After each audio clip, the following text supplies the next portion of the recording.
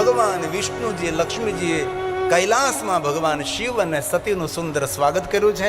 દેવતાઓએ પરિક્રમા કરી છે અને મુહૂર્ત દેવતાઓએ ખૂબ વિવાહની પ્રશંસા કરે છે. કેટલું સુંદર આપણા પુરાણોમાં કહ્યું છે. સતી જે રીતે સાંભળે એ રીતે દેવતાઓએ ખૂબ મોટા મોટા શબ્દોથી પ્રશંસા કરવા લાગે છે. મહાદેવજી કયા શબ્દોમાં વર્ણન કરીએ. વિવાહમાં ખૂબ આનંદ નહીં, પરમ આનંદ થયો. કથા ઉપરથી શીખવાનું છે. કોઈના નાના મોટાના પ્રસંગોમાં જઈએ તો પ્રસંગોની પ્રશંસા કરીએ. પ્રસંગમાંથી કમી નહીં કાઢીએ, તેની ભૂલ નહીં કાઢીએ. આપણે દેવતાઓ પ્રશંસા કરતા કરતા મુહૂર્ત એકબીજા મળીને કહે બહુ મજા આવી. કેમ વિવાહમાં લગ્નમાં ખૂબ આનંદ કર્યો. ક્યાં ભોજન, ક્યાં વ્યંજન, ક્યાં વ્યવસ્થા. અને કોઈ નાના માણસના પ્રસંગોમાં જાય નહીં તો થોડી ઘણી અસુવિધા હોય તો બોલવું નહીં જોઈએ. કોઈના પ્રસંગોમાં જાય તેના પ્રસંગોનો ઉજળા કરવા માટે જાય છે. કોઈના પ્રસંગોની નિંદા કરવા નથી જતા આપણે. કોઈના પ્રસંગોની અંદર દેવતાઓ પાસેથી શીખવાનું આ બધું છે. કોઈના પ્રસંગોને વખાણીએ, વખોડીએ નહીં. દેવતાઓ મુહૂર્ત પ્રશંસા કરતા કરતા કૈલાસ ધામને છોડી અને જતા રહે છે. શિવ અને સતીનો સુંદર વિચરણ વિહાર છે. વિહાર કરતા શિવ અને સતી કુંભજ ઋષિના દ્વારે આવે છે અને કુંભજ ઋષિ સુંદર સ્વાગત કરે છે અગસ્ત્ય ઋષિ. અને ક્યારેય તમે મહાકાલ જાઓ, ઉજ્જૈન નગરી, શિવપ્રિયા શિવપરના નદીના તટ પર અવંતી નગરી, જેના આનંદનો કોઈ અંત નથી. અવંતી, જ્યાં 84 મહાદેવમાં પહેલું મહાદેવ અગસ્ત્ય મહાદેવ છે. અમારા મનોજપુરીજી ત્યાંના મહંત શરી છે, પુરીનામા છે. અમે જેમ ગીરી, પુરી, ભારતી, વન અને તીર્થ, સાગર, સરસ્વતી, દશનામાની નમો નમઃ. 84 મહાદેવની યાત્રા કરજો. મહાકાલેશ્વર મહાદેવનું જે શિવલિંગ છે મહાકાલ વનની અંદર, લિંગોમાં સેનાપતિ છે મહાકાલેશ્વર. પણ મહાકાલેશ્વર કરતા પણ પ્રાચીન, અતિ પ્રાચીન ભગવાન મહાદેવના લિંગ સ્વરૂપો 84 મહાદેવ છે. 84 મહાદેવની યાત્રા થાય છે. પણ ભાગ્યે જ કોઈ ગુજરાતી જતો હોય છે, નહીંવત જતો જ નથી. એમાં પહેલું જે શિવલિંગ છે અગસ્ત્ય મહાત્મા દ્વારા સ્થાપિત શિવલિંગ છે. ભગવાન શંકરજીએ કહ્યું, કુંભજ ઋષિ સુંદર મધુર મધુરી વાણી સત્સંગ, ભગવાન રામની થોડી કથા સંભળાવો મને. રામ કથા મુનિ બર્જ બખાની, સોની મહેશ પરમ સુખમાની. એક વાત યાદ રાખવી, જે માણસને ભગવાનની કથામાં, ભગવાનના દર્શનમાં, પૂજામાં, અર્ચનમાં, ભગવાનના નામ સ્મરણમાં જેને આનંદ ન મળે એને દુનિયામાં કોઈ જગ્યાએ આનંદ ન મળે. કારણ કે આનંદનું ઠેકાણું જ ભગવાન છે. આનંદનું ઠેકાણું ભજન છે, સ્મરણ છે, જપ તપ સાધના અનુષ્ઠાન ઉપાસના, દેવ દર્શન, તીર્થ યાત્રા. થોડું ઘણું ઘર વ્યવહારનું કામ પૂરું થાય એટલે યાત્રા કરવી જોઈએ. ઘરમાં પૂરું થાય છે. ઘણા માણસો ન 12 જ્યોતિર્લિંગની યાત્રા કરે, ન 4 ધામની યાત્રા કરે, ન ગોકુલ મથુરાની યાત્રા કરે, ન દ્વારકા સોમનાથની યાત્રા કરે. એક યાત્રા કરે, અંતિમ યાત્રા. એ તો કરવી પડે છે, મજબૂરી છે. અને તેથી અંતિમ યાત્રાને મંગલમય બનાવ્યું હોય તો જ્યારે જ્યારે સમય મળે ત્યારે યાત્રા કરો. ભારત દેશના 4 ધામની યાત્રા કરી, હિમાલય પહાડના 4 ધામની યાત્રા કરીએ આપણે. બદ્રી, કેદાર, ગંગોત્રી, યમનોત્રી, પંચ કેદાર. અને કોઈ મોટી કોઈ બડાઈ કરતો હોય ને કે અમારા મંદિરો મોટા છે ને, અમારા મંદિરો મોટા છે ને, અમારા મંદિરો આમ છે, અમારા મંદિરો આમ છે, એને કાન ખોલીને કહી દેજો કે આ દુનિયામાં, આ ધરતી પર ઊંચામાં ઊંચું કોઈ મંદિર હોય તો મારા મહાદેવનું મંદિર છે. પંચ કેદારમાં એક કેદાર ભગવાન શંકરજી છે. પંચ કેદાર છે. પંચ કેદારનો અદ્ભુત મહિમા છે.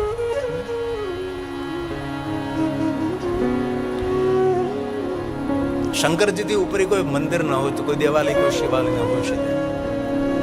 ભગવાન શંકરજીએ કહ્યું કે મને કથા સંભળાવો. કુંભજીએ કથા સંભળાવી છે. ઋષિ પૂછી મને હરિભગતિ સુહાઈ. અંતે કહ્યું, હે કુંભજ ઋષિ કહત સુનત. અરે કુંભજ ઋષિએ ભગવાન શંકરજીને વિદાય, મુનિસને વિદા માગી ત્રિપુરારી. ભગવાન શિવ અને સતી કુંભજ ઋષિને પ્રણામ કરી યાત્રા કરે છે રામજીનું દર્શન થાય, સાથે લક્ષ્મણજી છે. રામજી સુંદર લીલા કરી રહ્યા, ત્રેતાયુગ ચાલી રહ્યો છે. ઝાડ ઝાડ પાન પાનને પૂછી રહ્યા છે, સુંદર રુદન કરી રહ્યા છે, દિવ્યતાથી ભરપૂર જેમની લીલા છે. ભગવાન શંકરજીએ દર્શન કર્યું છે, ભગવાન મહાદેવે જય જયકાર કર્યો. સતીના મનમાં સંશય થયો છે કે વિશ્વ આખું જેનો જય જયકાર કરે, વળી એ વિશ્વનાથ કોનો જય જયકાર કરે છે. સતીના મનમાં સંશય થયો, ભગવાન શંકરજી સમજી ગયા છે. સતીના મનમાં સંશય થઈ રહ્યો છે. ભગવાન સ્વયં શિવ કહે છે, સતી હું જાણું છું આપના મનમાં ભગવાન રામ પર તે સંશય છે. ભગવાન વિષ્ણુના અંશ છે, એમના રૂપ સ્વરૂપે સુંદર ધરતી પર વિચરણ કરી રહ્યા છે. આ ધરાનું મંગલ કરી રહ્યા છે, જગતને પાવન કરી રહ્યા છે. તમારા સંશયને દૂર કરવા માટે જાઓ, તમે પરીક્ષા કરો, પણ વિવેકનું જતન કરજો. અને સતી ગઈ, સીતાનું રૂપ લીધું છે, રામની સામે ઉભા રહે છે. ભગવાન રામજી, શ્રી રામ અને સતીનો સુંદર સંવાદ છે. શિવ મહાપડ અંતર્ગત બંને સુંદર સંવાદ, એટલા સુંદર સંવાદ. સતીએ કેટલા કેટલા પ્રશ્નો કર્યા છે ભગવાનને. રામજી વિવેકપૂર્ણ સતીને તેના ઉત્તરો આપ્યા છે. તેને આખી પૂરી કથા છે. શિવ મહાપડ ગ્રંથમાં અનંત કથાઓ છે. અંતે સતી આવે છે. ભગવાન શંકર પૂછે, સતી પરીક્ષા કરી, કચ્છો ને પરીક્ષા લેની ગોસાય. ભગવાન શંકર સમજી ગયા છે, સત્ય ભગવાન રામનું દર્શન કરીને આવે છે અને સતી જુઠ્ઠું બોલે છે. ભગવાન શંકરજી મન હિ મન સતીનો ત્યાગ કર્યો છે. દેવતાઓએ જય જયકાર કર્યો છે. સતી પૂછવા લાગે, શંકર ભગવાન તમારો જય જયકાર શા માટે દેવતાઓ કરે? શંકરજી મૌન રહ્યા છે. કૈલાસ જઈને આપણે બધી વાતો કરશું. શિવ અને સતી કૈલાસ પહોંચે. સતી પૂછે, પહેલા ભગવાન મહાદેવજી ધ્યાનસ્થ બને. 87,000 વર્ષો વીતી જાય. અંતે સતી ક્ષમા માગે છે. ભગવાન શંકરજી નેત્ર ખોલે છે. સતીને કહે, મારી સામે બિરાજો, હું તમને સુંદર પ્રભુની કથા કહું. લગે કહન હરિકથા રસાલા. ભગવાન શંકરજી કથાનો પ્રારંભ કરે છે. સતી કથાનું શ્રવણ કરે છે. તે સમય તે હિ કાલ પ્રજેશ નગરમાં દક્ષ મહારાજે યજ્ઞ કર્યો છે. યજ્ઞમાં સૌને આમંત્રણ છે, નિમંત્રણ છે, પણ શિવને નિમંત્રણ નથી, એટલે સતીને પણ નથી. દેવતાઓ જવા લાગે છે. સતી પ્રશ્નો કરે છે કે ભગવાન મહાદેવજી, આ દેવતાઓ ક્યાં જાય છે? શંકરજી કહે, સતી કોણ ક્યાં જાય ને કોણ ક્યાંથી આવે ને કોણ શું કરે છે, એમાં જીવન પણ ઓછું પડી જશે. તેથી પ્રભુની કથા સાંભળો. ને આપણા સૌનો આવી જ હાલત છે. કોણ ક્યાં જાય ને કોણ શું કરે છે ને કોણ આમ કરે ને તેમ કરે. દુનિયા આખીની પંચાયત કરવાવાળા માણસો આપણે એટલે તમે મંડપમાં બેઠા નહીં, તમે સૌ તો ડાયા માણસો છો. પહેલાં તો કોઈની નિંદા કરવા માટે કોઈના ઘરે જવું પડતું હતું, નિંદા કરવા માટે કોઈના ચોરે જવું પડતું હતું, કોઈના પગથિયે બેસવું પડતું હતું, કોઈની નિંદા કરવા માટે કોઈ માણસને મળવું પડતું હતું. હવે તો લોકો ઓનલાઈન નિંદા કરે છે. એ રસોઈ બનાવતા બનાવતા નિંદા કરતા હોય છે. અરે ભાઈ, નિંદા સમાન કોઈ પાપ નહીં, સત્સંગ સમાન કોઈ પુણ્ય નહીં. જો જીવનને સુંદર બનાવવું હોય અને તમારે રોજ માટે સુંદર રહેવું હોય તો કોઈની ગંદી વાત ના કરવી, કોઈની નિંદા ન કરવી. એટલી પ્રતિજ્ઞા તો કરી. દુનિયા સુધરે કે ન સુધરે, પણ આપણે જેટલા જગા બાપાના સાનિધ્યમાં બેઠા એટલા જો સુધરી જાય તો આપણી દુનિયા તો દિવ્ય બની જાય. બીજાની બનવી હોય તો બને, પણ આપણી દુનિયા તો દિવ્ય બને જ. આજથી આપણે તમાકુ ખાવાનું છોડી દઈએ, માવો ખાવાનું છોડી દઈએ, બીડા ફૂંકવાનું છોડી દઈએ, આપણે નહીં ખાવાનું છોડી દઈએ, કોઈ વ્યર્થ વાતો છોડી દઈએ, વ્યર્થ વિચારો છોડી દઈએ, તો કેટલો જીવનનો સમય તમને આનંદ કરવા માટે મળે છે. ભગવાન શંકરજીએ સતીને કહ્યું, કથા સાંભળો, નહીં મને કહો ક્યાં જાય. શંકરજી પૂરી વાત કરી કે તમારા પિતાએ થોડું સમજવામાં ભૂલ કરી છે, મેં અનાદર નથી કર્યો. તો પણ એવું સમજી બેઠા છે કે શંકરજી મારો અપમાન કર્યું છે. અપમાન કરવું મારો સ્વભાવ જ નથી. અને પૂરા શિવજીના ચરિત્રમાં મહાદેવે કોઈ દિવસ કોઈનું અપમાન નથી કર્યું. મહાદેવે કોઈ દિવસ કોઈના માટે કપરા શબ્દો નથી બોલ્યા. શંકરજી જેવા કોઈ દુનિયામાં દેવ નથી. ગુણાતીત, ગુણાધાર, ગુણબીજ એ શિવ છે. પૂરી દુનિયાની પૂરો વિશ્વ ભેગો થાય તો પણ શંકર ભગવાનમાંથી એક પણ દુર્ગુણ કોઈ શોધી ન શકે એવા શંકર ભગવાન છે. ભગવાન શંકરજી સોના, ચાંદી, હીરા, મોતી, શ્વેતાંબર, પિતાંબર, લીલાંબર પહેરીને શિવજી શ્રેષ્ઠ નથી. શિવજી પોતાના ગુણોથી શ્રેષ્ઠ છે. શિવજી પોતાના સમર્પણ, તપ, સાધના, યોગ, સાધના, આદિ યોગી ભગવાન શિવ, એમથી જ ભગવાન શિવજી દિવ્ય છે. ઉદારતાથી ભગવાન શિવ મહાન છે. કંજૂસ માણસ કોઈ મહાન ન બની શકે. ઉદાર માણસ હંમેશા મહાનતાને પ્રાપ્ત કરી શકે છે. શિવજીએ ના કહી સતી નથી જવું, તો પણ સતી જવા માટે તૈયાર થયા. અગણિત ગણોને સતીની રક્ષા માટે પ્રજેશ નગરમાં મોકલે છે ભગવાન શંકરજી. અગણિત ગણો અને સતી પ્રજેશનગરમાં પ્રવેશ કરે છે. નગરના માણસો અપમાન કરવા લાગે, નગરના માણસો અનાદર કરવા લાગે, સતીને જોઈને નહીં બોલવા જેવા શબ્દો બોલવા લાગે. નગર એનું એ છે, સતી એની એ છે, રસ્તા હોય તેના તે છે, નગરના માણસો પણ તેના તે છે, પણ વ્યવહાર બદલી ગયો છે. અને યાદ રાખો, સમાજમાં તમને બહુ ફૂલના હાર લોકો પહેરાવા લાગે ને, ત્યારે ફૂલના હાર પહેરાવનારા માણસો તો આપણને હાર અપાવવા માટે સામે ઉભા હોય છે. એ જ નગર હતું. દક્ષ પુત્રી સતી જ્યારે તપ કરીને આવે ત્યારે નગરના લોકો પુષ્પની વૃષ્ટિ કરતા હતા. એ સતી છે. અમારા રાજાની પુત્રી તપસ્યા કરીને આવે છે, અમારા નગરનું ગૌરવ છે. સતીનો જય જયકાર. સતી જે માર્ગમાં જતી હતી પુષ્પની વૃષ્ટિઓ થતી હતી. એ જ નગરના લોકો છે. આ એ જ નગરના રોડ છે, એ જ નગરના રસ્તાઓ, એ જ દક્ષ મહારાજની નગરી. એ સતી છે, કોઈ બદલ્યું નથી. વ્યવહાર બદલી ગયો છે. અને માણસનો વ્યવહાર ક્યારે આપણા પ્રત્યે બદલે એનું કાંઈ નક્કી નહીં. એટલે દુનિયાની વાહવા સામે બહુ જોવું નહીં, અને કોઈ આપણા માટે ગંદા શબ્દો બોલે તો પણ જોવું નહીં. પણ એક વાત મહામંત્રની જેમ યાદ રાખજો, ક્યારે આપણી નિંદા કોઈ કરે, આપણા માટે ક્યારેક ગંદા શબ્દો બોલે, તો આપણા માટે ગંદા શબ્દો નથી બોલતો, એ આપણા માટે નિંદા નથી કરતો, એના બાપ દાદાની ઓળખાણ આપે છે કે અમારા બાપ દાદાએ આવા સંસ્કાર અમને આપ્યા છે. બધા જ આવી રીતે બોલવાના સંસ્કારો અમને આપ્યા છે. એના બાપ દાદાની ઓળખાણ, તેના ખાનદાનની ઓળખાણ છે. ડાયો માણસ કોઈ દિવસ બીજા માટે નબળું ના બોલે. સતીનો અનાદર થયો છે, તો પણ સતીનો પગ ભારે થયો. પિતાના આંગણે જાય છે. માં વીરણી પોતાની પુત્રીની રાહ જોવે છે, કારણ કે માં છે ને, દીકરી સાસરે ગઈ હોય તો માને દીકરીની બહુ ચિંતા હોય. માને તો દીકરીની ચિંતા હોય, પણ માં કરતા 10 ગણી ચિંતા દીકરીના બાપને હોય છે. અને તમારા ઘરમાં કોઈની દીકરી પુત્ર વધુ બનીને આવ્યો હોય ને, અને એ પુત્ર વધુને જ્યારે દુઃખ આપો છો ને, ત્યારે એ દીકરીનો નિહાપો લાગે કે ન લાગે, પણ એના બાપનો નિહાપો જરૂર લાગે છે. આપણું કુળ ઉજ્જળ થઈ જાય છે. તમારા ઘરમાં પુત્ર વધુ બનીને આવ્યું કોઈની દીકરી, તો તેને ખૂબ સાચવજો, ખૂબ લાગણીને પ્રેમ અને હેત અને માન સન્માનથી રાખજો. કોઈ બાપનું હૃદય છે, કોઈ બાપના હૃદયનો ધબકાર છે. માં અને દીકરી હેત અને પ્રેમથી એકબીજાના ખંભા પર માથું નાખી અને ખૂબ પ્રેમથી મળે છે. અને માતા વીરણી ધીમેકથી કહે છે, બેટા પુત્રી સતી, તને તારા પિતાએ નિમંત્રણ નથી આપ્યું, પણ મને ભરોસો હતો દીકરી તું તો જરૂર આવીશ જ. જા બેટા સતી, યજ્ઞનાળના દર્શન કર અને જલ્દી પાછી આવ. આપણે માં દીકરી બેઠા બેઠા સુખ અને દુઃખની વાતો કરીએ. અને સાસરે ગયેલી દીકરી ક્યારે પિયરમાં આવે ને, તો ભોજાઈઓને ભાભીઓને મારી પ્રાર્થના છે, તે મા દીકરીને શાંતિથી બેસવા દેજો ને મીઠી મીઠી વાતો કરવા દેજો, એકબીજાના કોઠા ઠાલવવા દેજો. એમ કહેજો, નંદબા તમે આવ્યા છો ને તો રસોઈ હું બનાવીશ, ઘરનું કામ બધું હું કરી, બા તમારે જ કાંઈ કામ નથી કર્યું, મા દીકરી બેસો ને સરસ વાતો કરો. પણ ભાભીને તેમ જ થાય કે આ મારી જ વાતો કરશે બે જણી.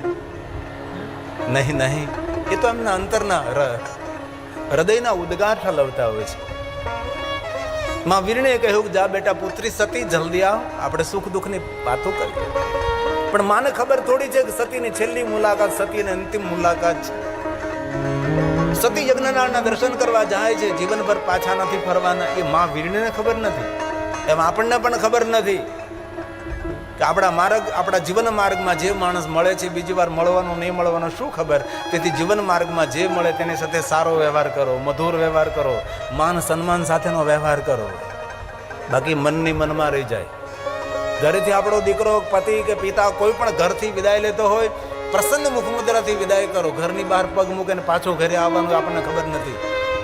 રાત્રે પોતપોતાના ઓરડામાં સુવા જાઓ, દરેક સાથે સમાધાન કરી લો, ક્ષમા યાચના કરી લો, વાતનું વાવેતર ન કરો. કારણ કે રાત્રે માણસ સૂઈ ગયો, સવારમાં ઊભો થાય ને, એ તો મહાદેવની કૃપા હોય તો સવારમાં માણસ ઊભો થઈ શકે છે. બાકી રોજ માટે સૂતો રહે, એવા અનેક સૂતા રહે છે. સવારમાં આંખ ખુલે એટલે ભગવાનને આભાર વ્યક્ત કરો, ભગવાન તે મને નવો દિવસ જીવવા માટે આપ્યો છે અને સુંદર મને દિવસ આપ્યો છે, તો સારા દિવસોમાં સારું કાર્ય કરીશું, સારું કામ કરી, કોઈના માટે સારું બોલીશ, સારું જીવીશ. કોઈને મદદ નહીં કરું પણ કોઈને નડીશ તો નહીં જ ભગવાન, એ હું ખાતરી આપું છું. આને જીવન કહેવાય છે. સતી ગઈ યજ્ઞનારાયણના દર્શન. શિવજીનું કોઈ સ્થાન નહીં, મહાદેવનું કોઈ સ્થાન નહીં. પિતાજીને કહે છે, પિતાજી આ શું કર્યું તમે? આપને જાણ છે યજ્ઞનો ફળ શિવ આપે છે, જજમાનનું કલ્યાણ મહાદેવ કરનાર છે, તમે જાણો છો? પુષ્પદંત મહારાજે બહુ સરસ વાત કરી છે. આમાં જે મહાદેવના ભક્તો તેને ખબર હોય, કૃતો સુપ્તો જાગ્રતો, ક્રતો સુપ્તો જાગ્રત ત્વમસિ ફલ યોગે ક્રતુમલા ક્વ કર્મ પ્રદ્વસ્તમ ફલતિ પુરુષારાધન મૃતે. સતી કહે છે મહાદેવ ફળ આપનારા છે, જજમાનનું મંગલ કરનારા છે, યજ્ઞમાં શિવ નથી. દક્ષ મહારાજ પોતાના પુત્રનો અનાદર કરે છે. દીકરાનું ક્યારે અપમાન થાય ને તો દીકરો સહન કરી શકે છે, પણ ભૂલથી દીકરીનું અપમાન ન કરવું. દીકરીને બહુ દુઃખ લાગે છે. દીકરીના મા ઉપર જરૂર પ્રેમ હોય, પણ દીકરીનો સ્વભાવ છે મા કરતા વધારે 10 ગણો પ્રેમ દીકરી હંમેશા પિતાને કરતી હોય છે. અને બહુ હૃદયથી વાત કરું છું, સાધુ છું. દરેક મા બાપને મારી હૃદયની એક પ્રાર્થના છે, તમારી દીકરીઓને તમે સાચો પ્રેમ આપતા હશો ને તો તમારી દીકરી ખોટી જગ્યાએ પ્રેમની શોધ કરવાની છે, કંઈ ભૂલી નહીં પડે દીકરીઓ. તેથી ઘરમાં દીકરીને આદર મળવો જોઈએ, દીકરીને પ્રેમ અને લાગણી મળવી જોઈએ. ખુલ્લા દિલથી દીકરી તમારી સાથે કાંઈ વાતો કરી શકવી જોઈએ. નો ડિસ્ટન્સ. શા માટે દૂરી રાખવી જોઈએ? સતીને યાદ આવ્યું દક્ષ મહારાજ જ્યારે સૌનો અનાદર કરશે, શિવનો અનાદર, હવે મારી લીલાનો અંત હવે પૂર્ણ થશે. મારી લીલા સતી યોગાગ્નિ પ્રગટ કરે છે અને સતીનો અંતિમ શ્વાસ, સતી મરત હરિસન બરુ માગા જન્મ જન્મ શિવ પદ અનુરાગા. શંકરજીને યાદ કરતા સતી પોતાના દેહને શાંત કરે છે, હરિની પાસેથી વરદાન માગે છે. ભૃગુ ઋષિએ દક્ષ મહારાજને સમજાવ્યા, દક્ષ મહારાજ મેં તમને કેટલું કહ્યું, આમાં શિવ નથી, તમારો યજ્ઞ પૂર્ણ નહીં થાય. કલ્યાણ જરૂરી છે, સૌનું હિત જરૂરી છે. અને ભગવાન શંકરજીને કૈલાસમાં જાણથી ભગવાન શંકરે જટા પછાડી નથી. ઘણા લોકો બોલે શંકરને જટા પછાડવાની શું જરૂર છે? જટામાંથી લટ ખોલે છે. વીરભદ્રને પ્રગટ કર્યા છે, કાલીને પ્રગટ કરી છે. શંકરજી જટા લટમાંથી. ઘણા લોકો કે જટા પછાડે, અરે ભાઈ. અને ભગવાન મહાદેવ આજ્ઞા કરે, જાઓ દક્ષને દંડ કરો, એનો અભિમાન મિથ્યા કરો. હુંકાર કરતા આકાશ માર્ગે વીરભદ્રજી આવે છે, લલકાર કરે છે. હવે ભૃગુ ઋષિ કહે છે, દક્ષ આ શંકરજીનો કોપ છે, તમારી કોઈ રક્ષા નહીં કરી શકે. જોત જોતામાં વીરભદ્ર આવે છે. દક્ષ મહારાજ વીરભદ્રનું યુદ્ધ થાય છે અને યુદ્ધના પરિણામ સ્વરૂપે દક્ષનું ધડથી મસ્તક અલગ થાય, યજ્ઞકુંડમાં બળીને ભસ્મ થાય છે. ભૃગુ ઋષિએ જોયું, એક તરફ સતીનું શબ, દૂસરી તરફ મસ્તક, દક્ષનું ધડ. સૌ જે નિમંત્રણને માન આપીને આવેલા સૌ મહેમાનો, ઋષિ મુનિઓ સૌ જતા રહે. ભૃગુ ઋષિ દક્ષ મહારાજનો ગુરુ છે ભૃગુ. આમાં ઘણાનો ગોત્ર પણ ભૃગુ હોય છે, મારું ગોત્ર પણ ભૃગુ ઋષિ છે. ભૃગુએ ભગવાનને પ્રાર્થના કરી, મહાદેવ દક્ષ મારો સાધક છે, દક્ષ મારો આશ્રિત છે. દક્ષે ભલે ભૂલ કરી, ભગવાન એના વતી હું તમને ક્ષમા માગું છું. જેવી રીતે કાકભૂષણજી માટે સદગુરુને પ્રાર્થના કરી, મહાકાલેશ્વરને, નમામિ શમશાન નિર્વાણ રૂપમાં આપણને પ્રાપ્ત થયું. ભૃગુ ઋષિએ પ્રાર્થના કરી છે અને ભગવાન મહાદેવનું પ્રાગટ્ય થાય. ભૃગુ, ભગવાન મારા દક્ષને જીવિત કરો, જાઓ મસ્તક લઈ આવો. અજમસ્તક બકરાનું મસ્તક લાવે છે અને દક્ષ જીવિત બને છે. પશુ મસ્તક દ્વારા દક્ષ ભગવાન શિવને સ્તુતિ કરે છે, ભગવાન મને ક્ષમા કરો. જ્યાં સુધી માણસનું મસ્તક હતો ત્યાં સુધી દક્ષ મહારાજે શિવની સ્તુતિ ન કરી. પશુ મસ્તક થયું ત્યારે શિવની સ્તુતિ કરવા રહ્યા છે. અને શંકરજીનો પહેલો વિરોધ કરનારો કોઈ હોય તો દક્ષ છે. વિષ્ણુની પદ્મનાભ પ્રતિમાનું આવરણ કરવાનું હતું, અનાવરણ મૂર્તિનું કરવાનું હતું. પદ્મનાભ વિષ્ણુના નાભીમાંથી કમલ પ્રગટ થઈ રહ્યું છે એવી એક સુંદર પ્રતિમા પહેલી દક્ષ મહારાજે નિર્માણ કરી. ઋષિઓને મૂર્તિનું આવરણ કરવા માટે નિમંત્રિત કર્યા અને જ્યારે પડદો પટ ખોલવામાં આવે છે, ઋષિ મુનિઓ બધે નીચે જોઈ જાય છે. ત્યારે દક્ષ મહારાજ કહે છે, ઋષિ મુનિઓ પદ્મનાભ મારા ઈષ્ટ ભગવાન વિષ્ણુની પ્રતિમા છે. આખા વિશ્વની અંદર કોઈ જગ્યાએ આવી પદ્મનાભ પ્રતિમા નથી. પ્રતિમાનું આવરણ થાય છે ભગવાન વિષ્ણુની મૂર્તિ. અને તમે સૌ કેમ દર્શન નહીં કરતા, નીચે દ્રષ્ટિ કરો છો? ત્યાં ઋષિમુનિઓ મત આપ્યો હતો કે દક્ષ મહારાજ, જ્યાં સુધી વિષ્ણુની સાથે શિવલિંગ ન હોય ત્યાં સુધી પદ્મનાભ પ્રતિમા અધૂરી કહેવાય, જેથી આ દર્શનીય નથી. એ પહેલો વિરોધ કરનાર દક્ષ મહારાજ. અને હવે પશુ મસ્તક દ્વારા દક્ષજી ભગવાન શિવની સ્તુતિ કરે છે. એ મહાદેવ, મને ક્ષમા કરો. નમામિ દેવં વરદં વરેણ્યં નમામિ દેવં ચ સદા સનાતનં નમામિ દેવાદિમપીશ્વરં હરં નમામિ શંભો જગદેકવંદો નમામિ વિશ્વેશ્વર વિશ્વરૂપં સનાતનં બ્રહ્મ નિજાત્મરૂપં નમામિ સર્વં નિજભાવગમ્યં વરં વરેણ્યં વરદં નતોસ્મી વરં વરેણ્યં વરદં નતોસ્મી.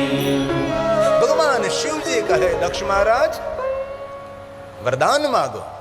અપરાધ કર્યો છે તો કે વરદાન માગો. જેને આરાધન કર્યું હોય એને તો વરદાન માગવાનું કહે. હવે અપરાધ કર્યો હોય તેને વરદાન માગવાનું કહે છે. વરદાન માગવાનો કોનો અધિકાર? જેને આરાધન કર્યું છે. આને તો અપરાધ કર્યો છે. એ શિવ છે.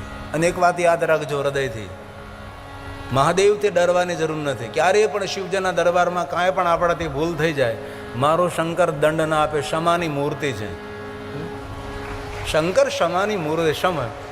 ક્ષમાનું ધામ છે. એક ભૂલો નહીં કરવી નહીં જોઈએ, પણ એક ભૂલની હજારો હજારો ભૂલો થઈ જાય. શંકરજી કોઈ દિવસ કોઈને દંડ ના આપે. એ મહાદેવ છે. અને શંકરજીથી ડરાવે લોકો. ક્યારેય પણ મહાદેવના દરબારમાં ક્યારેય પણ, અરે અજાણતા મહાદેવની પૂજા કરી પેલા રુદ્ર નામના ભીલે, જે મહાશિવરાત્રના મહાત્માની કથા છે.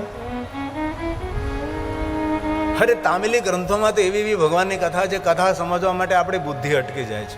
આવી રહસ્ય ભરેલી કથાઓ છે. આ શિવ છે. ક્ષમા નિધાન છે, ક્ષમાનું ધામ છે. અને વીર કોને કહેવાય? શત્રુઓને ક્ષમા આપે. આને વીર કહ્યો છે. ક્ષમા ભૂષણમ, વીર ભૂષણમ ક્ષમા. ક્ષમા માફ કરી દે. આલ્યા કરે, થયા કરે.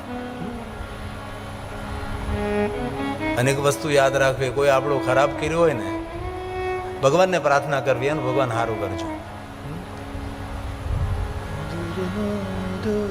અને એટલી વાત દિલ ખોલી યાદ રાખજો, જ્યારે કોઈના માટે આપણે ખરાબ વિચારી રહ્યા છીએ, ત્યારે એમનું તો ખરાબ થાય કે ન થાય, પણ આપણું તો ખરાબ થવાની શરૂઆત થઈ જાય છે.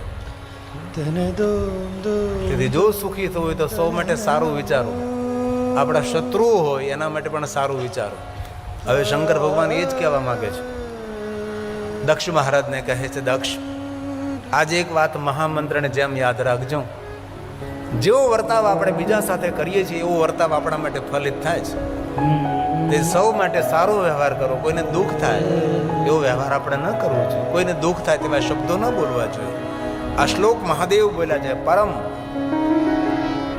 યમ યમ વાપી સ્મરણં ભાવં પરમ દેવેષ્ટિ પરેશાન.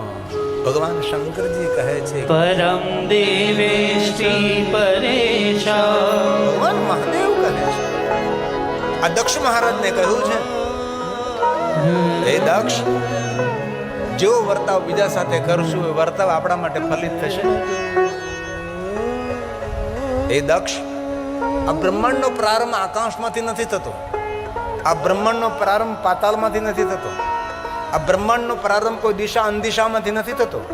આ બ્રહ્માંડનો પ્રારંભ જ્યાં તમે ઊભા છો, જ્યાં તમે બેઠા છો, જ્યાં તમારું સ્થાન છે, ત્યાંથી સંપૂર્ણ બ્રહ્માંડનો પ્રારંભ થાય છે. તેથી દક્ષ મહારાજ જે કાંઈ બોલશો એ તમારાથી શરૂ થશે, જે કાંઈ વિચારશો એ તમારાથી શરૂ થશે. તેથી સારું વિચારો, સારું બોલો, સારો વ્યવહાર. આપણે કોઈને શ્રાપ આપીએ ને ત્યારે જેને શ્રાપ આપીએ એનું તો અહિત થાય કે ન થાય ખબર નથી, પણ શ્રાપ આપનારનું તો અહિત એ સમયે થવા લાગે છે.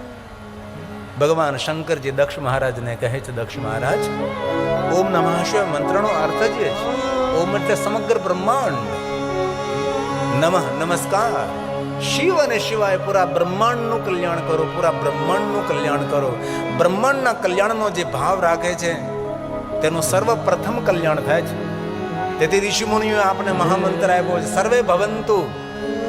ભારત નહીં, સર્વે ભવંતુ, પૂરું ભવન, સૌને સુખ થાય, સૌનું કલ્યાણ થાય. કેટલી સુંદર વાત કરી છે. સર્વે